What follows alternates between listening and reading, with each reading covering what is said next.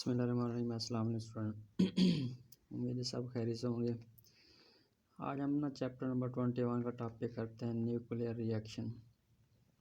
मतलब ये रिएक्शन होता है न्यूक्लियस के किस तरह होता है। एक तो पहले होता है एटॉमिक रिएक्शन और एक न्यूक्लियर रिएक्शन। तो अब एटम का मरकज़ जैसा न्यूक्लियस उसके रिएक्शन के बारे में हमने टॉपिक डिस्कस करना है। तो इसके time the process which change the structure of the nucleus. ये न्यूक्लियर रिएक्शन वो प्रोसेस है जिसमें ना स्ट्रक्चर न्यूक्लियस की चेंज हो जाती है। कब? By the bombardment of target nucleus. जब वो टारगेट न्यूक्लियस ना उस पर हम बम्बार्डमेंट करें with some fast moving particle such as proton, neutron, ETC या अल्फ़ा पार्टिकल। यानी कि जब हमारे पास वो टारगेट न्यूक्लियस है ना, इसको हम प्रोटॉन, न्यूट्रॉन या अल्फ़ा पार्टिकल बम्बार्डमेंट करें ना, इसके स्ट्रक्चर जो चेंज हो जाते हैं उसे न्यूक्लियर रिएक्शन कहते हैं। क्या कहते हैं बेटा? Nuclear reaction. इसकी another definition be the process in which two nuclei collide to produce one or more nuclei. दो जब न्यूक्लियाइड कोलाइड करें, दो न्यूक्लियाई एक या एक से ज़्यादा न्यूक्लियाइड बनाती हैं that are different from the nuclide that began the process structure. यानी कि इसको हम प्रोसेस स्ट्रक्चर, ये प्रोसेस चलता रहता है। यानी कि दो या दो से ज़्यादा लाइट न्यूक्लियाई मिलकर ना फिर आगे इसी तरह के न्यूक्लियस बनाएं उनको हम क्या कहते हैं? न्यूक्लियर रिएक्शन कहते हैं। अब ये एक रिएक्शन जनरल, एक बड़ी न्यूक्लियस है, इस पे स्मॉल न्यूक्लियस आके टारगेट किया, टकराई, तो इनके नतीजे में एक बड़ी न्यूक्लियस बनेगा और ये छोटे, यानी कि रिएक्शन है, इसको हम न्यूक्लियर रिएक्शन कह सकते हैं। अब एग्जांपल देखें हमारे पास ये N147 एक एटम है, इसके ऊपर नाम हीलियम पार्टिकल बम्बार्डमेंट करेंगे तो ये क्या बनेगा? ऑक्सीजन 817 बनेगा और एक प्रोटॉन इमिट हो जाता है। ठीक है, हमने क्या किया? अल्फ़ा पार्टिकल बम्बार्डमेंट किया, जैसे डेफिनेशन में पढ़ा था। अब जो न्यूक्लियर रिएक्शन जो होता है दो टाइप के होते हैं, टाइप्स ऑफ रिएक्शन, नेचुरल और आर्टिफिशियल। नेचुरल होता है पेरेंट न्यूक्लियस, जो अपना ऐसे रेडियोएक्टिव एलिमेंट या न्यूक्लियस जिसका एटॉमिक नंबर 82 से ज़्यादा खुद बहुत रेडिएशन खारिज करती रहती है। अब पेरेंट्स न्यूक्लियस जब ये आगे डॉटर न्यूक्लियस बनाएंगे ना, हीलियम यानी अल्फ़ा पार्टिकल रेडिएट हो जाते हैं, खारिज हो जाते हैं। ये नेचुरल कुदरती तौर पर प्रोसेस होता रहता है। और अदर रिएक्शन देखते हैं बेटा, देखें ये पेरेंट न्यूक्लियस था कंप्लीट, जब ये डिसइंटीग्रेट हुआ ये डॉटर न्यूक्लियस बनी और बीटा रेडिएशन इमिट हो रही है। इस तरह जब एक पेरेंट न्यूक्लियस डॉटर न्यूक्लियस में कन्वर्ट होते गैमा रेडिएशन भी गैमा रेज भी इमिट हो सकते हैं। ये था सारा अपना नेचुरल प्रोसेस रिएक्शन। अब हम जाते हैं आर्टिफिशियल में। आर्टिफिशियल में ये है हीलियम, दो हीलियम न्यूक्लियस मिल के ना इधर जब रिएक्ट करेंगी दोनों हीलियम तो गैमा रेडिएशन इमिट करेंगे और एक Be48 ये एक हमारे पास न्यूक्लियस बन जाता है। ठीक है, दोनों दो हीलियम मिल के रिएक्ट किया, इधर जब ये आपस में टकराते हैं गैमा रेडिएशन इमिट होती है और ये Be48 ये एटम बन जाता है या न्यूक्लियस बन जाती है। अब जब ये वाली हीलियम से फिर टकरा, अब ये और हीलियम टकराया तो गैमा रेडिएशन इमिट हुई और ये कार्बन 12 इमिट होती है। क्या होती है? कार्बन 12, ये एक हमारे पास न्यूक्लियस बन जाता है। कौन सी? कार्बन 12 की। ठीक है, ये आर्टिफिशियल रिएक्शन था कि दो हीलियम न्यूक्लियस मिली तो हमारे पास गैमा रेडिएशन इमिट हुई और Be48 न्यूक्लियस बनी। जब ये वाली न्यूक्लियस हीलियम से मिलेगी तो कार्बन 12 बनेगा और एक गैमा रेडिएशन इमिट होगी। ये था आर्टिफिशियल रिएक्शन। अब इन न्यूक्लियर रिएक्शन में ना कंजर्व होती हैं क्या क्या? Law of conservation of. इस रिएक्शन में मास भी कंजर्व होता है, चार्ज भी, एनर्जी भी, मोमेंटम भी, एंगुलर मोमेंटम भी, न्यूक्लियॉन्स नंबर भी, सारे ये क्या होते हैं? कंजर्व होते रहते हैं। ठीक है, तो यानी दोबारा बताओ, जब न्यूक्लियर रिएक्शन होता है ना, इनमें कंजर्वेशन ऑफ क्या क्या होती है? मास की कंजर्वेशन भी होती है, चार्ज की भी, एनर्जी की भी, momentum, angular momentum, nucleons number यानी कि प्रोटॉन की तादाद वो भी कंजर्व होती है। ठीक है, आगे है प्रोटॉन न्यूट्रॉन दोनों की जो तादाद कंजर्व। आगे है डिस्कवरी ऑफ प्रोटॉन। इस रिएक्शन में प्रोटॉन कैसे डिस्कवर हुआ?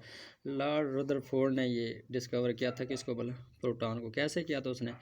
N47 पे हीलियम की बम्बार्डमेंट की थी उसने, ऑक्सीजन 17 बनी और ये प्रोटॉन H ये इमिट हुआ था। ठीक है, तो लॉर्ड रदरफोर्ड का एक्सपेरिमेंट है। अब इसमें हम ना रिएक्टेंट के नंबर ऑफ प्रोटॉन देखते हैं। देखें 2 और ये 7 + 2 कितना हो जाता है? 9।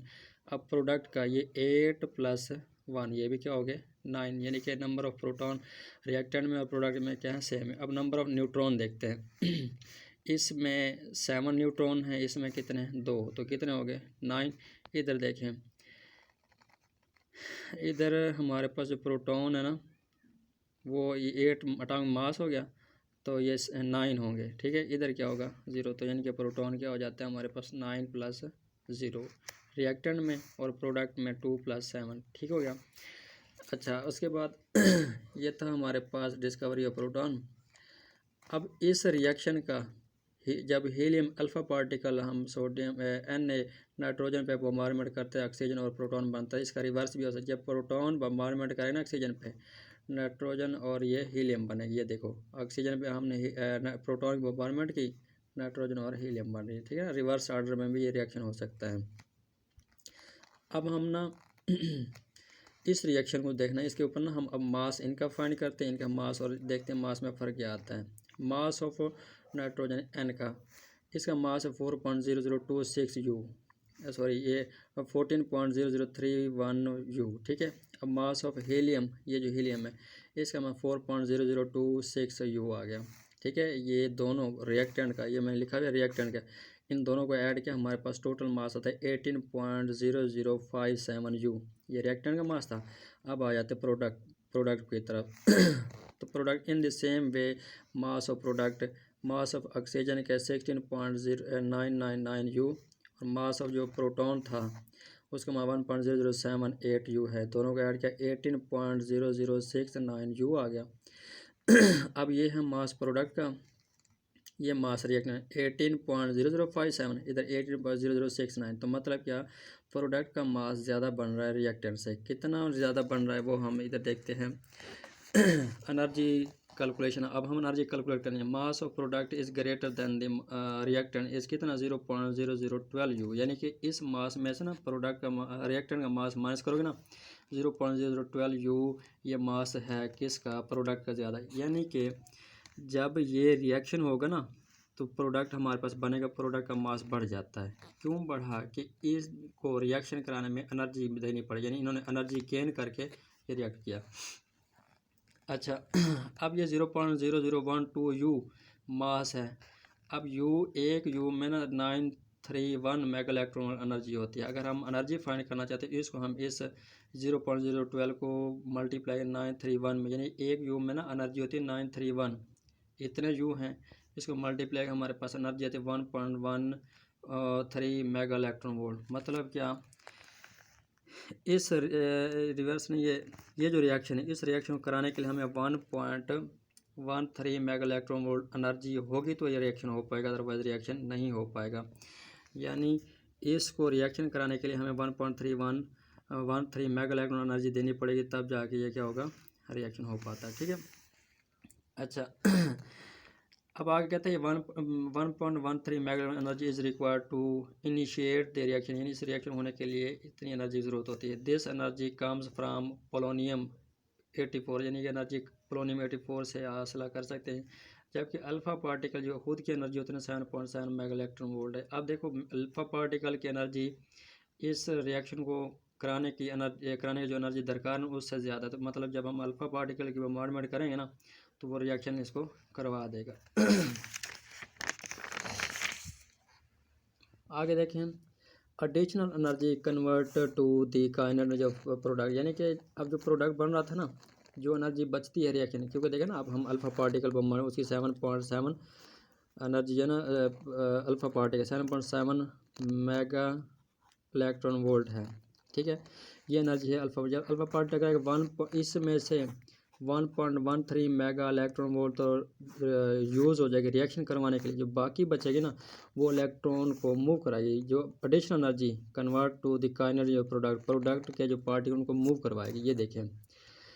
डिस्कवरी ऑफ न्यूट्रॉन, अब न्यूट्रॉन की डिस्कवरी के बारे में पढ़ते हैं। जेम्स चैडविक ने न्यूट्रॉन डिस्कवर किया था। कैसे किया था, Be94 पे अल्फ़ा पार्टिकल की बम्बारमेंट की तो कार्बन 12 बना और एक न्यूट्रॉन इमिट हो गया।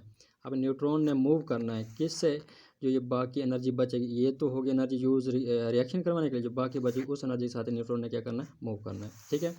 अब ये डायग्राम देखिए, सोर्स है अल्फ़ा पार्टिकल का, ये बैरियम पे आकर स्ट्राइक करेगा, इधर से क्या होंगे, न्यूट्रॉन इमिट हो रहे हैं, ठीक है। अल्फा पार्टिकल टकराए, क्या पैदा हो गया, न्यूट्रॉन। अब इसमें एक मैं बात बता रहा हूँ, ये तवज्जो सुन ले बेटा, न्यूट्रॉन को डिटेक्ट करना बड़ा मुश्किल है। क्यों इनको डिटेक्ट करना क्यों मुश्किल है, क्योंकि इन पे कोई चार्ज नहीं होता, न्यूट्रॉन पे चार्ज नहीं होता। अल्फ़ा पार्टिकल थे उस पर पॉजिटिव चार्ज है, हम इलेक्ट्रिक प्लेट लगा के डिफ्लेक्ट कर सकते थे, डिटेक्ट कर सकते थे। बीटा पे नेगेटिव चार्ज है तो उसका भी अक्रॉस हम इलेक्ट्रिक या मैग्नेट प्लेट लगा के डिफ्लेक्ट कर सकते थे और डिटेक्ट कर सकते थे। जबकि न्यूट्रल जो है ना, न्यूट्रॉन, इस पर कोई चार्ज नहीं होता, इसको डिटेक्ट करना मुश्किल है। तो फिर इसको किस तरह डिटेक्ट करते हैं, इसके सामने एक पैराफिन मैटर रख देते हैं अब पैराफिन मैटर पे ये न्यूट्रॉन जाके स्ट्राइक करेंगे, क्या करेंगे, इनडायरेक्ट हेड ऑन कोलिजन करेंगे। अब न्यूट्रॉन और प्रोटॉन का मास होता है बराबर, अगर ये न्यूट्रॉन जाके इसमें पड़े हुए प्रोटॉन से टकराएंगे ना, न्यूट्रॉन आ जाएंगे रेस्ट में ये वाले, और प्रोटॉन इमिट होंगे, ठीक है। तो हम ये डिटेक्ट कर पाएंगे यानी कि न्यूट्रॉन थे, यानी कि इधर से जो पार्टिकल आ रहे हैं ना, हमें नहीं पता है कौन से हैं, अगर न्यूट्रॉन है इनको डिटेक्ट करना है, रोकना है या पता लगाना है, तो ये अभी स्ट्राइक करेंगे। अगर आगे प्रोटॉन इमिट हो रहे थे इसमें ये न्यूट्रॉन थे, ठीक है इस तरह हम इसको डिटेक्ट कर सकते हैं। आगे है दो reaction, exothermic and endothermic. Exothermic reaction वो होता है बेटा कि जब रिएक्शन होता है ना, उसके नतीजे में एनर्जी रिलीज़ हो, तो मास ऑफ रिएक्टेंट जो होता है ना ग्रेटर होता है मास ऑफ प्रोडक्ट से, यानी इधर रिएक्टेंट मास ज़्यादा होगा जब प्रोडक्ट बनेगा, तो एनर्जी क्या होगी, इसमें से एनर्जी रिलीज़ होगी, क्या होगी, खारिज होगी, एनर्जी इमिट होगी, ठीक है अच्छा, इसकी जो एग्जांपल है, कंपोजिशन ऑफ फ्यूल, फ्यूल का जलना, एनर्जी क्या होती है, रिलीज़ होती है। कैंडल फ्लेम, जब कैंडल जलता है तो भी एनर्जी क्या होती है, रिलीज़ होती है। Rusting iron, formation of snow in cloud, ठीक है, इसमें भी एनर्जी रिलीज़ होती है। मेकिंग आइस क्यूब, इसमें भी एनर्जी रिलीज़ हो रही होती है। आगे आ गया एंडोथर्मिक। अब इन दोनों में ज़रा डिफरेंस याद है बेटा, एक्सो होता है एग्जिट से लफ्ज़ निकला, यानी एनर्जी का खारिज होना, एंडो मतलब इंटर होना, अब इसको एनर्जी देनी पड़ेगी, यानी ऐसा रिएक्शन जिसमें एनर्जी देनी पड़े उसे कहते हैं एंडो रिएक्शन। एंडोथर्मिक ऐसा रिएक्शन जिसमें एनर्जी खारिज है उसे एक्सोथर्मिक कहते हैं। इनकी पहचान, एक्सो में मास ऑफ रिएक्टेंट ज़्यादा होता है मास ऑफ प्रोडक्ट से, एंडो में मास ऑफ रिएक्टेंट कम होता है मास ऑफ प्रोडक्ट से, तो इसको हमें एनर्जी देनी पड़ेगी। इसके एग्जांपल फोटोसिंथेसिस, खुराक बनाने का अमल, इसको सूरज से एनर्जी देनी पड़ती है। आगे बेकिंग, ब्रेड बनाने के लिए भी हमें क्या करनी पड़ती है, एनर्जी, आग जला के हम उसको देते हैं। अब एवेपोरेशन ऑफ वाटर, पानी के वेपर्स कब बनते हैं, जब सूरज की रोशनी ज़्यादा हो, ठीक है तो हमें पता है जब वो मौसम ठंडा होता है, बादल शदल होता है, कपड़े जो गीले हम खुश्क करने के लिए लगाते उसको तार पे लगाते हैं ना, तो वो जल्दी खुश्क नहीं होते क्योंकि एनर्जी नहीं मिल रही होती, ठीक है ना, एवेपोरेशन नहीं हो रही होती। तो हम कह सकते हैं ये वाला कौन सा प्रोसेस होता है, एंडो रिएक्शन। आगे कुकिंग एंड एग का बनाना या खाना बनाना, कोई भी, मेल्टिंग आइस क्यूब, बर्फ़ जब पिघलती है तो भी वो कौन सा प्रोसेस होता है, एंडोथर्मिक रिएक्शन होता है। ये न्यूक्लियर रिएक्शन था। अब आगे दो टॉपिक इस चैप्टर में हमारे रह गए, nuclear fission and fusion reaction, chapter ख़त्म हो जाएगा। ओके, खुदा हाफिज़।